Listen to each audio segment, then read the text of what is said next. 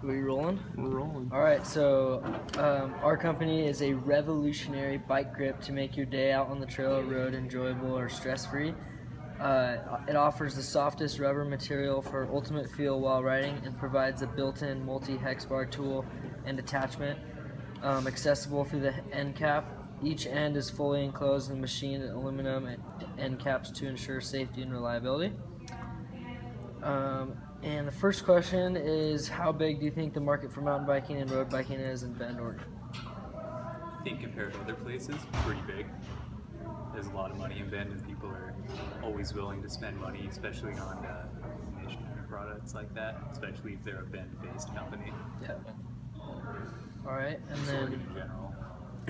how many of you own or ride a bike frequently? I do. Hi. So, 3 out of the 4. Popular. Is your guys out of the 3 or the 4? Is your bike new or old? It's pretty new. You buy it new or buy it We old? bought it new. Okay. I bought mine new. The one I ride now, I got used. Okay. When riding, what do you bring with you? Helmets, clothing, backpack, water, etc. Or nothing? All of those things, plus Every a day toolkit. you bring at least like an essential bag. Yeah, it's like in a little pack, toolkit, shock pump, tube, tire levers, some basic first aid stuff, a snack, and obviously like helmet, clothing, all that stuff. Okay. I'm a road biker, so I just bring an extra CO2 or pump. Helmet's already on. Purely a commuter on my bike, so Yeah. it's just the helmet Yeah. and my books for school. Okay. Cool. Do you carry a multi-tool with you? I do have one, but no. I would probably just call my friend to pick me up. Really got really bad. How often do you guys run into an issue while on the road or trail with your bike? Like a mechanical issue? Yeah. Say myself, almost never, but when riding with the group, I don't know, maybe a quarter of the time, Okay. which is fairly substantial, I think. Actually, pretty often because I take my road bike in stupid places, so I blow shit out all the time. Yeah. The tab running at home. Have you ever bought a set of Allen wrenches on a bike ride? Brought a set of Allen wrenches on a bike ride with you in case something were to happen? Yeah, every time. Do you know how to fix your own bike, or do you take your bike to the shop to get work done? I can do it myself. Half and half. I can fix it up. Take it in every time. Every time. How often do you replace your handlebar grips on your bike? I've done it twice. Because it does feel good when you put a new one.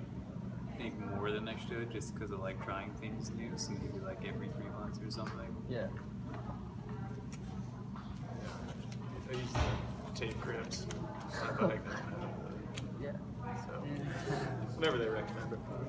Out of all the grips that you've used in the past, what kind of grips do you most prefer? Like brand or like style wise? Oh, I think style, the biggest thing you look for is like the thickness of the grip. It's a huge personal preference. Some people like really thin grips with a softer compound. I prefer something with more of a big compound that's a little on the thicker side. Brands, totally different. I think they're all use the same rubbers. There's only so many compounds out there. yeah. Are you guys doing grips or retaping? Grips. Like lock style, lock ring style. Yeah. When buying new grips or thinking about getting a new pair, how much would you be willing to spend? The kind of average retail is like $30. I think that's fair for something that usually lasts a season to a year. It's going to be hard to find someone who's not a pro. What about you with road bikes? I don't know much about like road bikes. And I their guess you can handlebars. make a cool grip tape, but They still have bar ends though. Even road drop bars have bar ends. So like, talking about like a tool that goes on the bar end, from what I understand, you could do that just as a standalone without the grip, right? Or if you just configured a bar end, like an actual bar plug that holds a toolkit, then you use whatever wrap you want to. Yeah.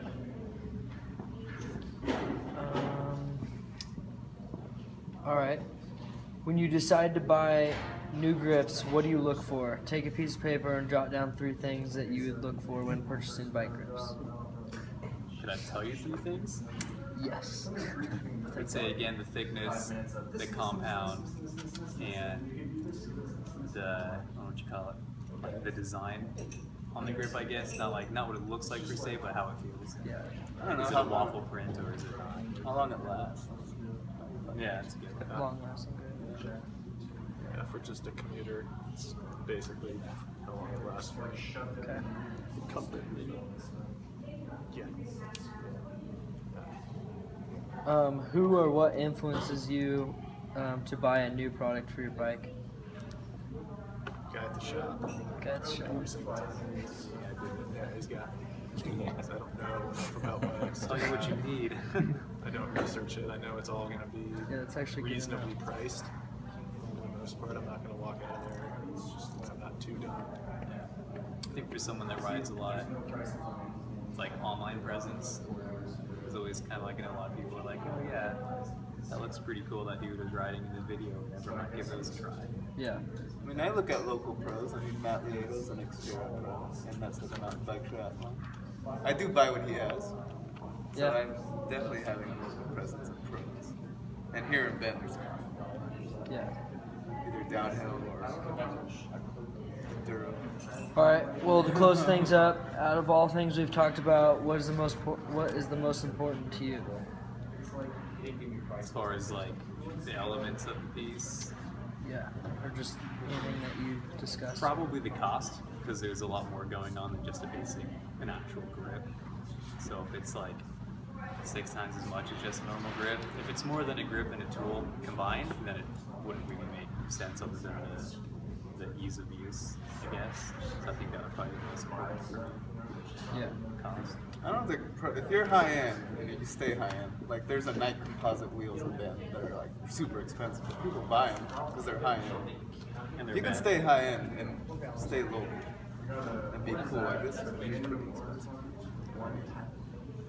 Yeah, it's one of those. If you stay local, you're going to have a niche in Bend anyway. But I don't think just a niche in Bend is enough to keep a business afloat. I mean, unless you want it to just be a break-even type thing. Yeah. Alrighty. Well, thank you. Yeah. Thanks.